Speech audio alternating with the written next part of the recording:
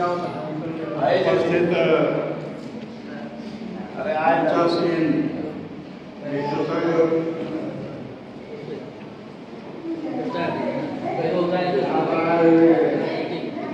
खसक डाल के लाइन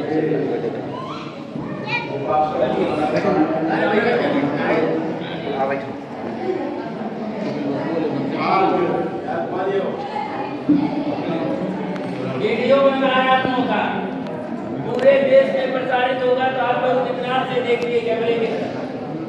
आज आपका संदेश जाएगा देश विदेश।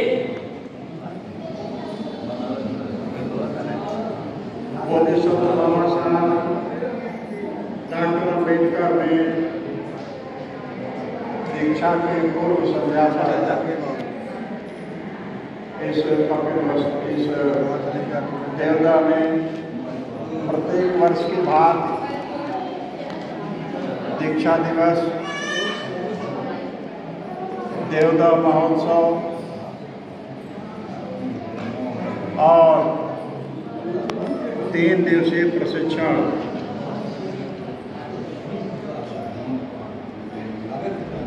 यानी 3 दिवसीय प्रवज्जा शिविर का आयोजन देवदा निवास समिति के द्वारा किया गया है। आज यहाँ पर 25 लोगों ने इस 3 दिवसीय कार्यक्रम में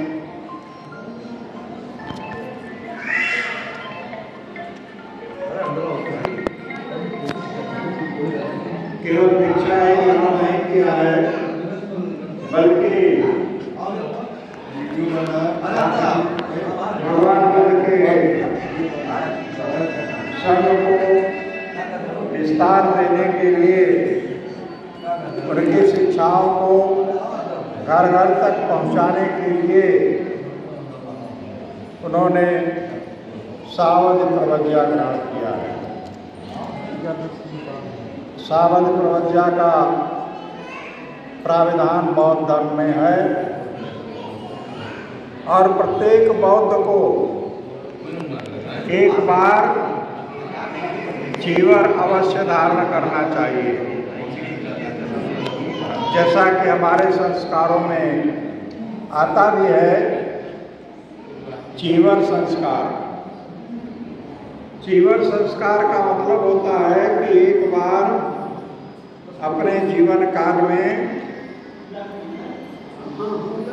चीवर को सावध चीवर में ही रहकर धर्म का काम करना चाहिए और उतने ही दिनों में जो घर गृहस्थ का काम है जिसे हमेशा चलाते हैं उससे मुक्त होकर धर्म को समझने का काम करने के लिए सावध प्रवज्जा ग्रहण किया है। इस सावध प्रवज्जा की अवधि में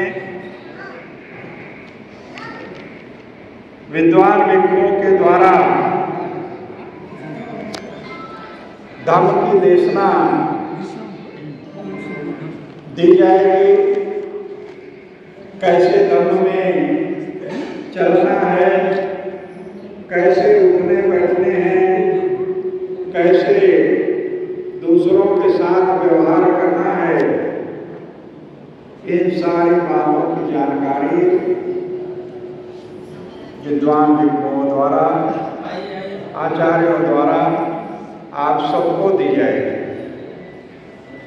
यहाँ जो प्रशिक्षण दिया जाएगा उसमें उपासक उपासिकाएं जिन लोगों ने जीवन नहीं ग्रहण किया है वो भी बैठ करके सीखने का काम कर सकते हैं, लेकिन उनको अलग बैठना पड़ेगा और कापी कलम लेकर उसको उसको नोट भी करना चाहिए कि धम्म की शुरुआत होती है सिद्धार्थ राजकुमार ने बुद्धत्व प्राप्त किया कहाँ पर, जिसे आज बोध गया कहते हैं। एक वृक्ष के नीचे, पीपल के पेड़ के नीचे बैठकर कठिन तपस्या करने के बाद बुद्धत्व को प्राप्त किया। और जब कोई भी महापुरुष बुद्धत्व को प्राप्त करता है तो इस संसार में हलचल हो जाती है। सिद्धार्थ राजकुमार ने भी जब बुद्धत्व प्राप्त किया तो बहुत तेज आंधी और पानी आई। तो वहाँ के जो राजा थे मुचलिंद, उनको चिंता हुई कि वो तरुण पेड़ के नीचे बैठकर तपस्या कर रहा है, कहीं उसको किसी प्रकार का नुकसान न हो जाए। उन्होंने आकर बुद्ध की सुरक्षा की। और चूंकि वो नागवंशी राजा थे तो लोगों ने ये भ्रम पैदा किया कि एक नाग ने भगवान बुद्ध की सुरक्षा की।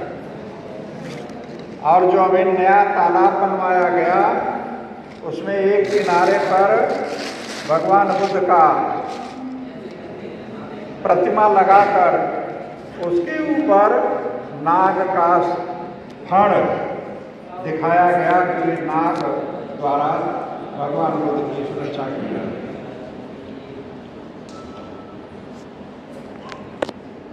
भगवान बुद्ध के बुद्धत्व प्राप्ति के साथ जो भी प्राकृतिक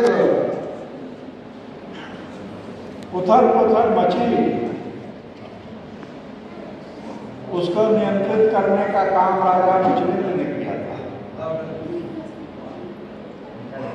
और भगवान बुद्ध वहां पर थोड़े समय रहकर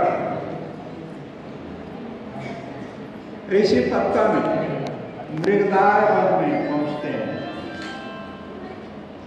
ऋषि पत्तन मृगदार वन, जिसे आज सारनाथ कहा जाता है, वह स्थान है। और यहीं पर आकर भगवान बुद्ध धम्म का चक्र चलाते हैं, जिसे धम्म चक्र प्रवर्तन कहते हैं। और इस धम्म चक्र प्रवर्तन के साथ ही सारनाथ की सर्जनी से बौद्ध धर्म का उदय होता है। सम्यक संबुद्ध से पहले 27 बुद्ध हो चुके थे, ये 28वें बुद्ध थे। तो इन्होंने धम्म चक्र चलाकर बौद्ध धर्म की स्थापना सारनाथ में किया। उस समय का ऋषि पत्तन मृगदार वन। वहां पर 5 लोगों को जो भगवान बुद्ध की बुद्धत्व प्राप्ति के पहले जो इनकी सेवा में रहते थे और छोड़कर चले आए थे, वही 5 लोग थे जो 5 के 5 कपिल वस्तु के रहने वाले थे और 5 के 5 ब्राह्मण थे। बौद्ध धर्म में ब्राह्मण किसी विशेष वर्ग और जाति के लिए नहीं कहा गया। ब्राह्मण का अर्थ होता है विद्वान, बुद्धिमान, विद्वान। भगवान बुद्ध की गाथाओं में बहुत सी जगहों पर ब्राह्मण शब्द का प्रयोग हुआ।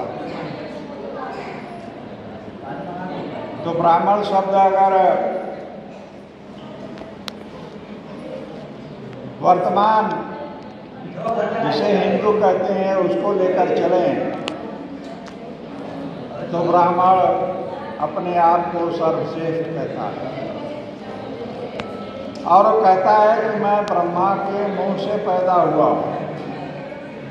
विरोधाभासी वक्तव्य मिलता है। आज तक संसार में कोई भी जीव जंतु पशु पक्षी मुंह से पैदा होते हुए नहीं देखा गया, नहीं सुना गया, नहीं पढ़ा गया। इतिहास इस बात का साक्षी है कि सभी को पैदा होने का एक ही मार्ग है और यहाँ पर मार्ग अलग अलग बनाए गए और कहा ब्राह्मणों बाहुराजन्यकृत उरुतदश्यत वैश्य शूद्रो पदाभ्याम जाएगा।